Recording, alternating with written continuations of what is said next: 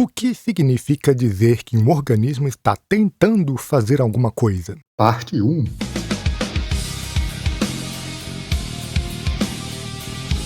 Fala galera, bem-vindos ao meu podcast. Eu sou o Luca Baeta e hoje vamos ver um tema meio chá de cogumelo. Mas antes eu tenho alguns recados iniciais. Primeiramente, muito obrigado pela sua audiência. Eu preciso de um minutinho seu para ir lá no seu agregador de podcast favorito e colocar para seguir, fazer um comentário no episódio e avaliar o podcast para me ajudar a aparecer para mais gente. Você pode também indicar esse ou outro episódio para alguém que você acha que pode se interessar pelo tema. E por último, você pode participar enviando dúvidas. É só enviar a sua pergunta para o e-mail profbaeta@gmail.com ou pelo Instagram @profbaeta.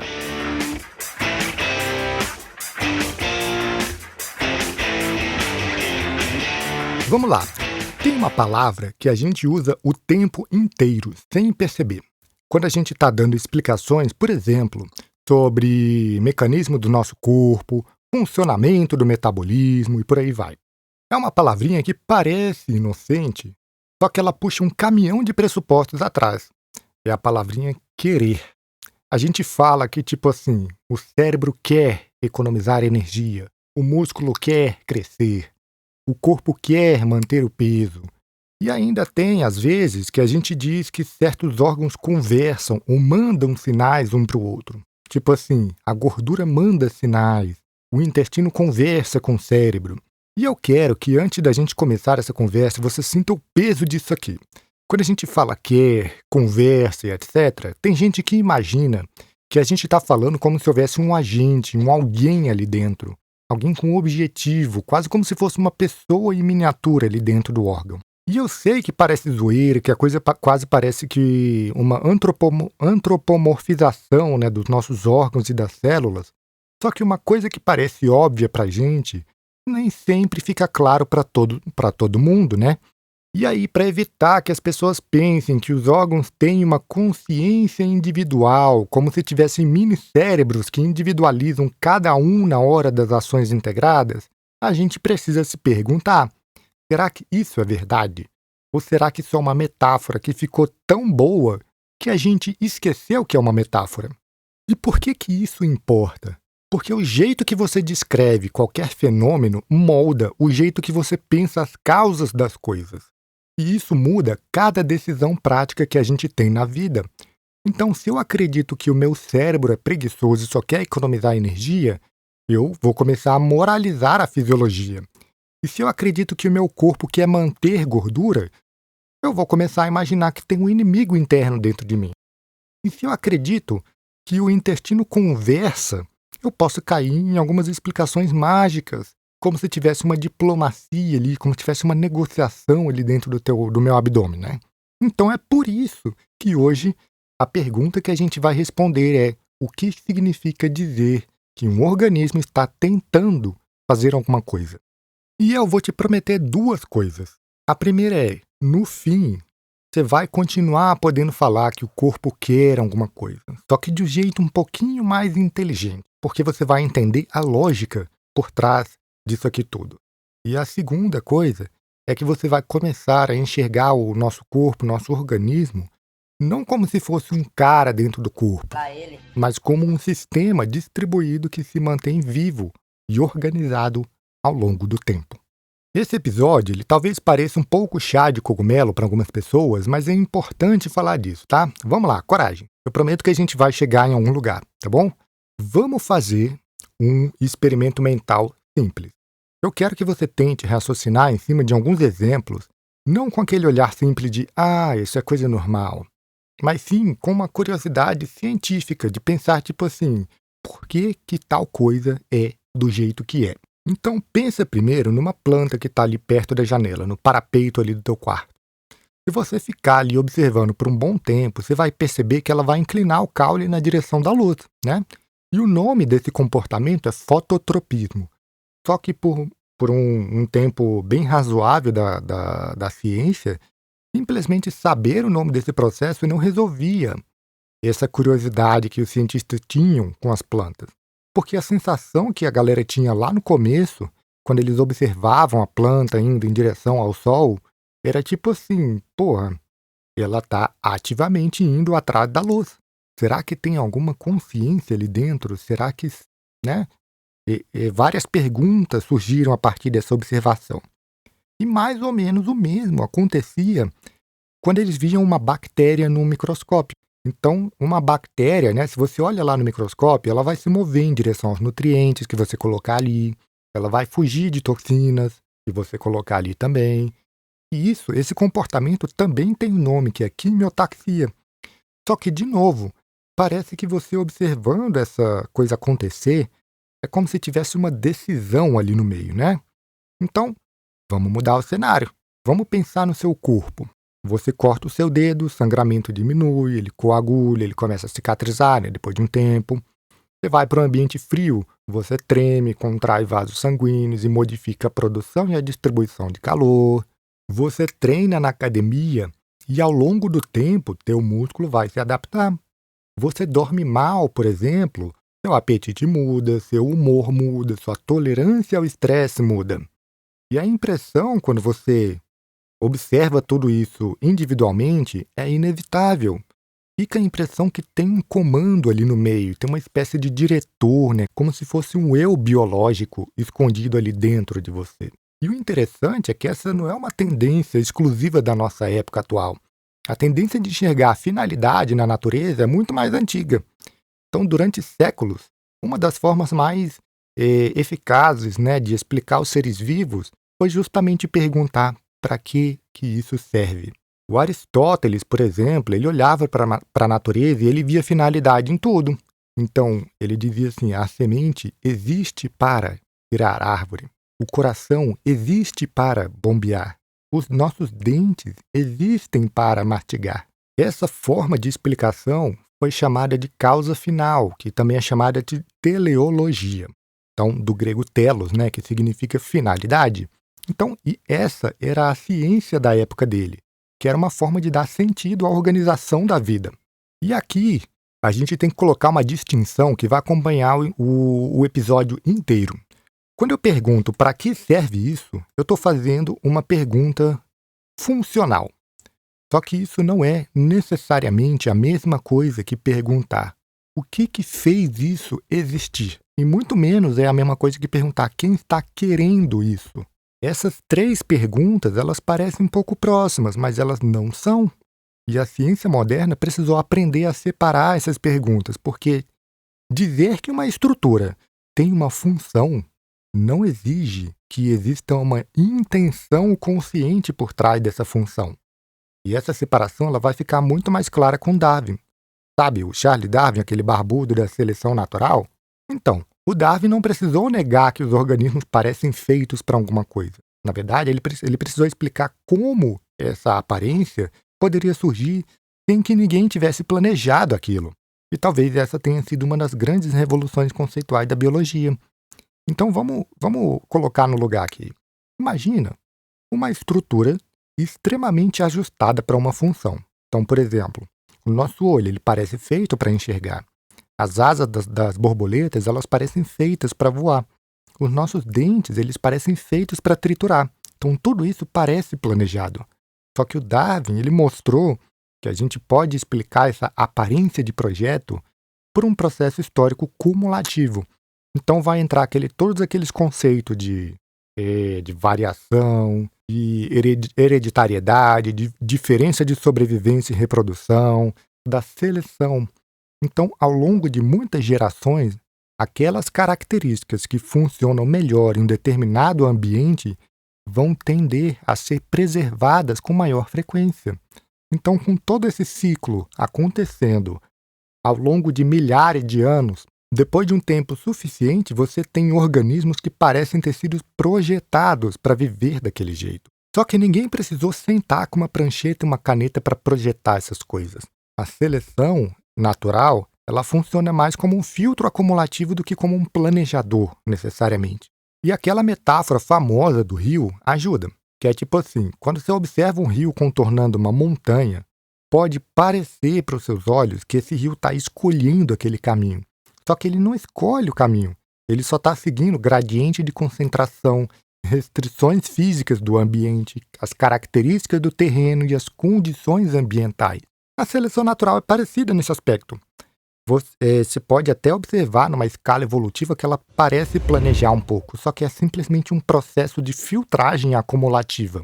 Então, a gente chega à primeira resposta provisória da nossa pergunta. O organismo não precisa querer para parecer que quer. Isso é muito importante, tá? Só que isso ainda não resolve a nossa angústia aqui com a pergunta do episódio, porque o Darwin, ele explica uma coisa muito importante. Por que os organismos possuem estruturas e comportamentos que parecem orientados para determinados fins? Só que tem um outro problema que vem depois disso aí. O organismo, depois que ele existe, ele precisa continuar existindo, não concorda? Isso aí é óbvio, né? Porque, até falando em voz alta aqui parece estranho, né? Só que pensa, a existência é uma coisa. Continuar a tua existência são outros 500. Porque mesmo sem um planejador e sem um comandante consciente, um organismo vivo faz uma coisa que um objeto comum não faz. Pensa, por exemplo, num café quente. Você deixa lá o café em cima da mesa, parado bonitinho na tua xícara gourmet. O que acontece depois de uns minutos? Ele vai esfriar, não é? Então, ele vai perdendo a sua diferença de temperatura em relação ao ambiente. Um organismo vivo é diferente. Se você, entre aspas, deixar um organismo em cima da mesa por décadas, ou seja, simplesmente permitir que ele exista, ele não vai ficar passivo, ele não vai ficar ali perdendo temperatura igual um café. Ele vai trabalhar para quê? Para regular a temperatura, a pressão, o pH sanguíneo, a glicemia, a oxigenação. Isso significa o quê? Que ele vai redistribuir recursos, reparar danos, modificar o comportamento. Ele vai aprender, ele vai crescer, vai envelhecer e vai se reproduzir. E isso aqui não é uma pequena diferença, isso é a diferença entre o objeto e um organismo vivo. E existe aqui um problema conceitual muito mais profundo do que a gente simplesmente falar que o corpo mantém parâmetro, que é como um sistema material consegue continuar sendo aquele sistema apesar das mudanças pelas quais ele passa. Porque o nosso organismo, se você pensar por um segundo, ele está mudando o tempo inteiro. As nossas moléculas mudam, as células, tecidos, conexões, o ambiente, tudo muda. E ainda assim existe uma continuidade organizada. É nesse ponto que a gente tem que falar da homeostase. A gente costuma imaginar homeostase como uma espécie de termostato. Então, tem ali uma variável, tem ali um valor ideal, e quando alguma coisa sai do lugar, o corpo corrige, né? O senso comum pensa em homeostase dessa forma. Só que essa imagem, ela é simplificada demais, tá? E ela chega a ser um pouco errada também, bom? Então, pensa na homeostase como manutenção da organização do organismo ao longo do tempo. Não é simplesmente manter uma variável X perfeitamente estável. É, na verdade, preservar condições compatíveis com a continuidade daquele sistema. Então, veja que o nosso organismo ele não está tentando fazer com que tudo permaneça igual. Ele está tentando permanecer organizado enquanto tudo muda. Essa diferença é fundamental. Porque pensa na puberdade, por exemplo. Nosso corpo muda, não muda? Pensa na gravidez. O corpo também muda, não é? E a adaptação ao treinamento, cicatrização de ferida, o próprio envelhecimento. O corpo muda em todas essas fases, não concorda? E nenhum desses processos ele consiste simplesmente em voltar ao estado anterior do que era. Então, a homeostase, a gente não pode entender ela só como voltar ao normal, voltar ao equilíbrio. É mais interessante pensar na persistência organizada através da mudança. Só que, avançando no caminho, isso ainda abre uma outra pergunta. Se o nosso ambiente está constantemente mudando, o organismo não pode ficar esperando o problema acontecer para só então corrigir esse problema. E é aí que a nossa história, a nossa conversa, fica mais interessante. Você sabe, eu espero, na verdade, que você saiba disso, mas você sente sede antes de colapsar geral. Você sente fome antes de zerar a energia do seu corpo. Você também aumenta a atenção diante de uma ameaça antes que a ameaça cause dano. Você também modifica o seu comportamento antes que uma alteração fisiológica se torne catastrófica. Ou seja, O nosso organismo ele não trabalha só corrigindo erros, ele também se antecipa, ele prevê, ele se prepara. É aqui que entra a ideia de alostase. O que é alostase? É a estabilidade através da mudança. Então, em vez da gente imaginar o organismo como se fosse uma máquina que fica parada ali e corrige desvios, a gente tem que imaginar como um sistema que ajusta continuamente seus próprios estados de acordo com o contexto, de acordo com a história, de acordo com as demandas futuras. E isso tudo é importante porque muda a nossa própria compreensão do verbo tentar. Quando a gente diz que o organismo está tentando manter a sua estabilidade, talvez o que esteja acontecendo ali seja muito mais dinâmico. O nosso organismo está ajustando continuamente as prioridades e os recursos para atravessar um mundo que não para de mudar. Só que isso leva a gente também a uma pergunta escondida aqui. Como que o organismo sabe em que estado ele está? E aí a gente tem que falar da interocepção. A interocepção é, de uma maneira geral, tem aqui a definição formal, abre aspas, a capacidade de detectar e representar sinais relacionados ao estado interno do organismo. E que sinais são esses? Então temos ali batimento cardíaco, temos a respiração, temos a temperatura, temos a distensão visceral, temos o estado metabólico, a tensão que a gente sente, a dor. Tudo isso é sinal. Uma enorme quantidade de informação sobe continuamente do corpo. Só que uma coisa que as pessoas têm que entender é que todos esses sinais que eu falei, de batimento, respiração, temperatura e tal, eles não vêm com legenda. O nosso corpo não envia para o cérebro uma mensagem falando assim, eu estou 72% seguro, por favor, ajuste a sua resposta, meu rei. Não, os sinais são incompletos, são ruidosos, são ambíguos. Então, o nosso organismo ele precisa fazer uma coisa muito interessante que a gente faz o tempo inteiro. Ele precisa estimar o próprio estado. É aqui que algumas teorias contemporâneas da interocepção fazem uma conexão importante com o modelo de inferência.